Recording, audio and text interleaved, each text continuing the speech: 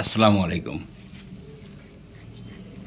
এনার্জেক্সের পক্ষ থেকে আমি আসাদুজ্জামান আপনাদের এমপিপিটি সোলার চার্জ কন্ট্রোলার, তারপরে হলো সোলার পিসিইউ সম্পর্কে কিছু তথ্য বলার জন্য ইচ্ছা প্রকাশ করছি। যদিও কাজকর্মের জন্য এত বেশি ভিডিও বা এত বেশি লাইভ করার সময় হয় না। আসলে এই যে আপনারা এখানে যে যে জিনিসটা দেখতে পাচ্ছেন, এটার নাম হলো ডিসি হল সেন্সর, ডিসি কারেন্ট হল সেন্সর, WC1600 এটার পার্ট নাম্বার। তো এই জিনিসটা ইউজ হয় মূলত কারেন্ট কন্ট্রোলের জন্য। এটা একটা ম্যাগনেটিক ইন্টারডাকশনের মাধ্যমে এটা আপনার ভিতর দিয়ে প্রদত্ত কারেন্টটাকে সেটা কন্ট্রোল করে। তো আমাদের এমপিপিটিগুলো আপনি যে কোনো ইনভার্টারে লাগান, যখন আপনার ইনভার্টারের যে তারটা, ইনভার্টারের যে নেগেটিভটা, সেটা আপনি এই যে লোড এখানে লাগাবেন। এখানে লাগানোর ফলে হবে কি, এই সেন্সরটার মাধ্যমেই আপনার লোড, তারপরে চার্জ সব কন্ট্রোল হবে। যে কারণে আপনি যদি চার্জিং অ্যাম্পিয়ার 15 বা 20 বা 5 সেট করেন, তো সে এখান থেকে যখন যাবে ওই টোটাল চার্জ অ্যাম্পিয়ারটা সোলার থেকে হোক আর গ্রিড থেকে হোক, যেখান থেকেই হোক, ওই 15 এক্সিড করতে দেবে না। এটা এখান থেকে নিয়ন্ত্রিত হবে। তো এই ক্ষেত্রে এই নিয়ন্ত্রণের জন্য কোনো এসি ম্যানেজমেন্টের তার বাইর করে আপনার আইপিএসে লাগানোর দরকার নেই।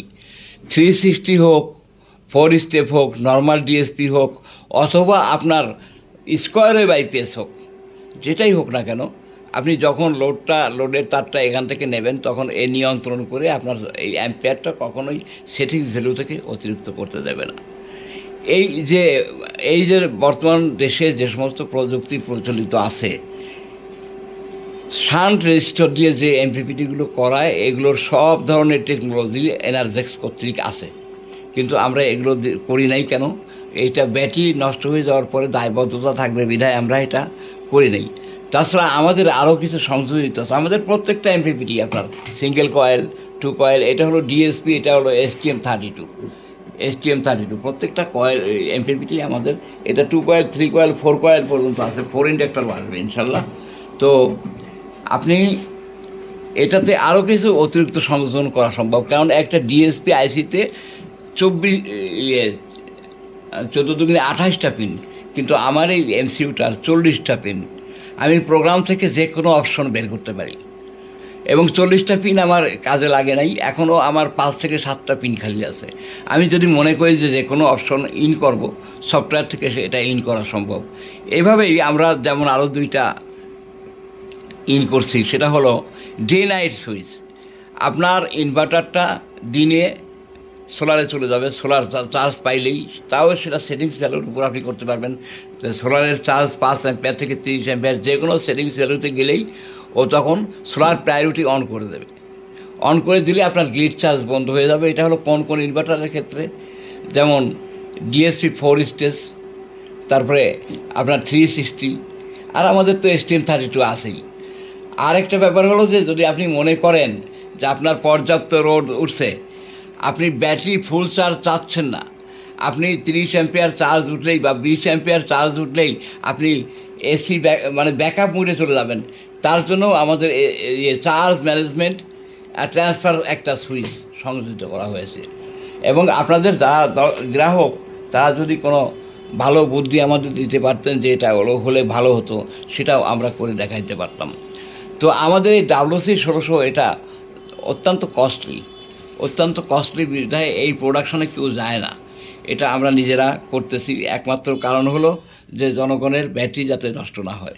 তাছাড়া আমাদের STM32 কম্বিনেশন যে ইউপিএস, সেটা যখন সোলার প্রেজেন্স হবে, সোলার প্রেজেন্স হলেই ডে নাইট সুইচে সোলার প্রায়োরিটি বন্ধ করে দেবে, সোলার প্রায়োরিটি ক্লোজ করে দিলেই চার্জ, এসি চার্জ এমনিতেই বন্ধ হয়ে যাবে, তখন সে সোলার থেকে চার্জ হবে।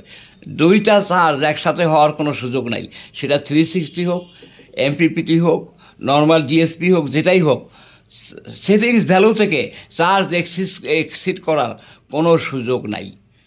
এই ব্যাপারটা আপনাদের জানানো দরকার ছিল। আমরা এই ছোটো ছোটো ব্যাপারগুলো নিয়ে এত বেশি হাইলাইট করার সময় পাই না, আমরা ডেভেলপমেন্ট কাজে থাকি।